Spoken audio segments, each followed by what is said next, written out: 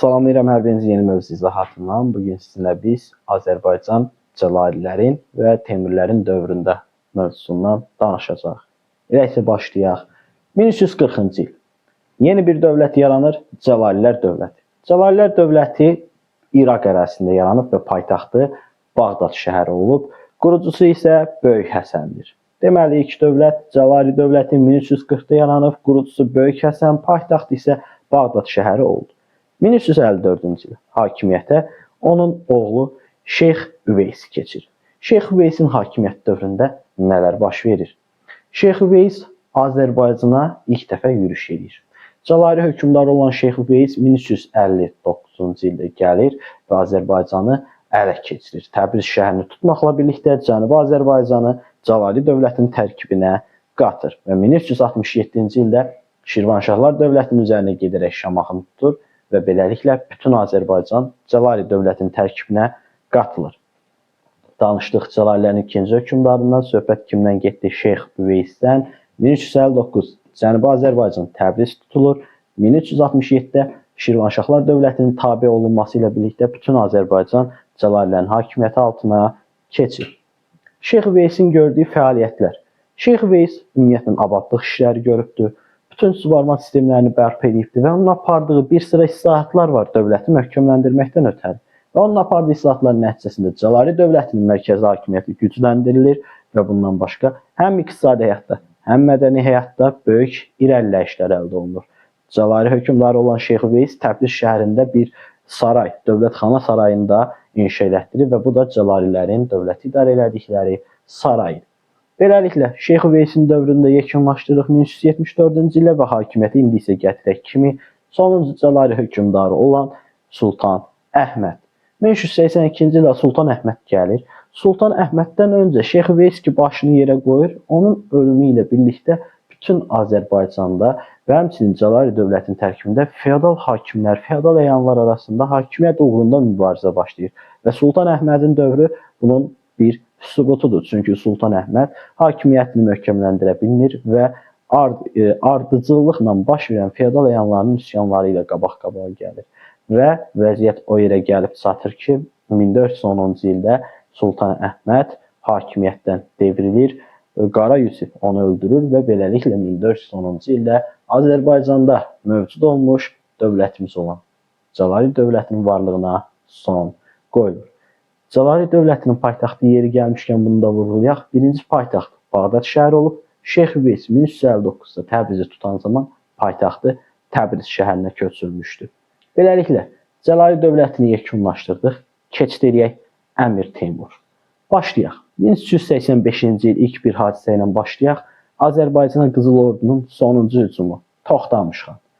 Qızıl Ordu hökmdarı var bu dövrdə 1385-də taxta Toxtamış və o Azərbaycana 1385-in qışında Dərbənd keçidi vasitəsilə daxil olaraq yürüşə başlayır və bütün ələ keçirdiyi əraziləri qarət edərək gəlir Təbriz şəhərinə. Təbriz şəhərini mühasirəyə alır, ancaq Təbriz şəhərini tutmaq qeyri-mümkün olur. Çünki Təbriz şəhərinin əhalisi qabaqcadan müqavimətə hazırlaşıb və silahlanıb. Həmçinin Təbrizin qala qapıları çox möhkəmdir və Toxtamış buranı hücumla ala bilməyəcəyini qənaətinə gəlir və bir hiylə işlədir. Hiylə necə işləyir? Əhaliyə məktub göndərir ki, elçi vasitəsilə bəs mən sadəcə olaraq sizdən xərac alıb geri qayıdacağam. Qala qapılarını açsın, mənim elçilərim içəri gəlsin, əsgərlərim xəracı toplayıb onlara təhvil verin və salam, mən sizə dəymədən, toxunmadan çıxıb gedəcəm.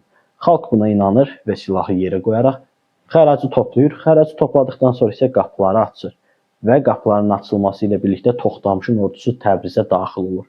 Hiylə baş tutur, Təbriz əhalisi aldanır və 8 gün Qızıl Ordu hökmdarı Təbrizdə böyük qırğın və qarətlər törədir, şəhəri yağmalayır, dağıdır, atəşə verir və qış vaxtı bütün qadınlar, uşaqlar və qocalar çöldə evsiz, eşiksiz qalırlar.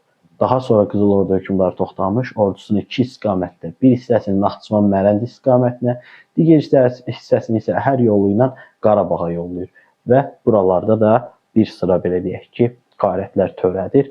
Lakin 1386-cı ilin yazına daxil olduğumuz zaman ona bir xəbər gəlir. Əmir Teymur Azərbaycana doğru irəliləyir. Və bu xəbəri eşidən Toxtamış Azərbaycandan dərhal ordularını toparlayaraq geriyə, Volqa boyuna, öz ölkəsinə geri çəkilir.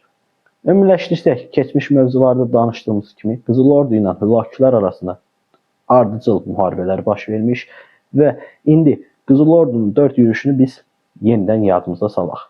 1318-ci il Özbək xanın yürüşü. Bu yürüşü Əmir Çoban dayandıra bilmişdi. İkinci yürüş 1335-də olmuş və bu yürüşdə Qızıl Ordu xanının hücumu Kür çayına qədər irəliləsə də Özbək xan burada onu Hülakü hökmdarı Əbu Səid məğlub edə bilmişdi. Üçüncü yürüş isə 1357-ci ildə Hülakülərin varlığına son qoyan bir yürüş olur. Belə ki, Qızıl Ordu xanı Canıbəy Azərbaycanı tutur və qısa müddətdə olsa Azərbaycan Qızıl Ordu dövlətinin tərkibinə qatılır. Və sonuncu yürüş bugün öyrəndik. Toxtamışın 1385-ci il Azərbaycana qalətçi yürüşü və bu yürüş nəticəsində də Azərbaycan bir sıra talanlara və qırğınlara başa çatdırır. Davam edək. Əmir Teymurun Azərbaycana birinci yürüşü. Ümumiyyətlə, Əmir Teymur haqqında danışası olsaq, inşallah ümumi tarix mövzularımızda da onun haqqında geniş danışacağız. Burada vurğulamalıyıq. Ümumiyyətlə, Teymurun tarixə 3 illik adı ilə düşən 3 məşhur yürüşü var. Və bu 3 illik yürüşlər zamanı o, Azərbaycana da hücumlar eləmişdir. Elə isə başlayaq birinci 3 illik yürüşdən. Teymurun Azərbaycana birinci 3 illik yürüşü 1385 və 1388 arasını əhatə edir. Bu illərdə birinci baş verən yürüşdə Əmir Teymur bütün Azərbaycanı demək olar ki, işğal edə bilir. Belə ki, Azərbaycanda bu dövrdə ona qarşı müqavimət göstərə biləcək hər hansı bir dövlət yox idi. Sultan Əhməd Cəvari Toxtamışın gəldiyi zaman elədiyi hərəkətin eynisini eləyir, özü Bağdada qaçır, xəzinəsini isə Naxçıvandakı Əlincə qalasına göndərir. Və artıq qarşısında heç bir müqavimətlə rastlaşmayan Əmir Teymur Azərbaycanı tam şəkillərə keçirir. Cənubi Azərbaycanı Təbrizi tutur, irəliləyir, Əlincə qalasını mühasirəyə salır və qışı 1386-cı ilin qışını gəlir burada Qarabağda keçirir, iqamətgah salır və bu zaman Şirvanşahlarda hökmdar olan 1-ci İbrahim Dərbəndi Qarabağa gəlir və özü Əmir Teymurla danışıqlar apararaq Şirvanşahların Teymurilərdən asılılığını qəbul elədiyini bildirir. Və beləliklə Azərbaycan birinci yürüş zamanı tam şəkildə Əmir Teymur tərəfindən işğal olunur. Sadəcə bir qala istisna olmaqla. Yəni, söhbət Əlincə qalasından gedirdi. Beləliklə, 1387-nin sonlarına çatdığımız zaman Əmir Teymura bir xəbər gəlir. Qızıl Ordu hökmdarı Toxtamış məhz Buxara və Səmərqənd şəhərlərinə doğru irəliləyir və Teymurilərin şəhərlərini dağıdaraq məhv edir. Bu xəbəri alan Əmir Teymur qəzəblənərək Azərbaycana öz böyük oğlu olan Miranşahı hakim təyin edir və Əlincə qalasının mühasirəsini və Azərbaycan idarəsini Miranşaha tapşıraraq öz ordusu ilə birlikdə Buxara və Səmərqəndə Toxtamışın üzərinə gedir. Bu zaman Miranşahın Azərbaycanda hakimiyyətdə olduğu dövrdə nə baş verir? Ümumiyyətlə, 1380-ci illər ərzində Təbriz şəhəri çox önəmli bir mövqedə yerləşir. Çünki Təbriz bu dövrdə Azərbaycanın açarı hesab olunur və Təbriz kimin əlindədirsə, demək Azərbaycanın idarəsi onun əlindədir. Lakin Miranşah burada Azərbaycanda hakim olduğu müddətdə çox ədalətsiz siyasət yürüdür deyə bütün feodal əyanları istər olsun, istər yerli əhali ona qarşı bir sıra üsyanlar edir və Miranşah Azərbaycanda qəti şəkildə möhkəmlənə bilmir. 1392-ci il Əmir Teymurun ikinci 3 illik yürüşü başlayır və ikinci 3 illik yürüş zamanı Azərbaycan yenə də Əmir Teymurun yürüşünə məruz qalır. 1392-ci ildə Azərbaycana doğru irəliləyən Əmir Teymur həmçinin Bağdadda tutaraq dağıdır. Daha sonra Azərbaycana daxil olaraq yenidən Təbrizi tutur.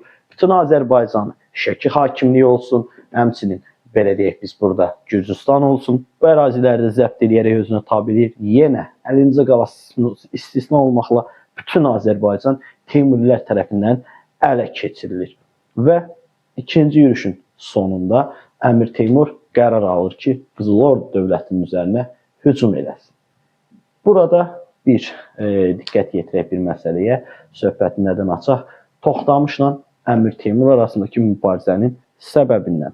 Toxtamış əslində Əmir Teymurdan kömək alaraq zamanında Qızıl Ordu taxt tacındakı mübarizədə öz mövqeyini möhkəmləndirərək Qızıl Ordu taxtına çıxaraq hökmdar olmuşdur və bunun üçün Əmir Teymura borclu idi.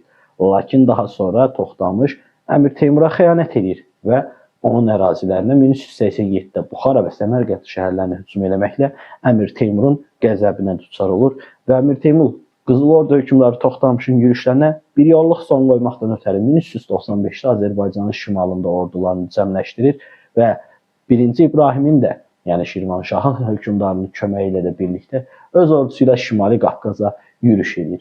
Və Şimali Qafqazda 1395-ci ildə Terek çayı sahilində bir döyüş baş tutur. Həmən baş verən döyüşdə Qızıl Ordu hökmdarı Toxtamış məğlub olur, onun bütün ordusunu Əmir Teymur dağıdır və daha sonra Qızıl Ordu dövlətinin paytaxtı da daxil olmaqla Qaradənizin şimalına qədər bütün Azov dənizi sahil ərazilər ələ keçirilir və Əmir Teymur tərəfindən qarət olunur. Bütün Şimali Qafqaz 1395 Terek döyüşündəki qalibiyyət nəticəsində Əmir Teymur tərəfindən ələ keçirilərək yağmalanır. Və daha sonra Əmir Teymur 2-ci 3 illik yürüşünü başa çatdıraraq yenidən öz ölkəsinə Səmərqəndə qayıdır və buradan da hücumu artıq ikinci istiqamət olan Hindistana 1398-ci ildə yürüşə gedir. Əmir Teymur Hindistan yürüşünü başa çatdırır adı ilə 1398-ci ildə və sonuncu 3 illik yürüş olan səfərinə çıxır. 1399-1402. Üçüncü 3 illik yürüş zamanı Azərbaycana hücum edən Əmir Teymur yenə də bütün Azərbaycanı işğal edə bilir və bu zaman Şəki hakimi də İbrahimin vasitəsilə gələrək Əmir Teymurla ittifaq bağladığını elan edir. Və bundan başqa Əlincə qalası da 3-cü 3 illik yürüşü zamanı Əmir Teymur tərəfindən ələ keçirilir. Diqqət, 14 il müqavimət göstərmiş, ciddi müqavimət eləmiş Əlincə qalası məhz 3-cü yürüşdə müqavimətsiz şəkildə Əmir Teymur tərəfindən ələ keçirilir. Bəs bunun səbəbi nə idi? Belə ki, Cəlalilərin əsas xəzinəsi bildiyimiz kimi Sultan Əhməd tərəfindən Əlincə qalasına göndərilmişdi. Əlincə qalası həm yüksək qala divarları ilə əhatə olunmasına, sıldırım bir qayalığın üzərində yerləşməsinə görə çox əlverişli bir nöqtədə idi və burada da Cəlalilərin xəzinəsi olduğuna görə bu şəhərin, bu qalanın müdafiəsi çox güclü təşkil olunmuşdu. Birbaşa qalanın müdafiəsinə Sultan Əhmədin oğlu Sultan Tahir və o dövrün ən məşhur Cəlali əmirləri olan Əmir Altunla Xacə Cövfər başçılıq edirdi.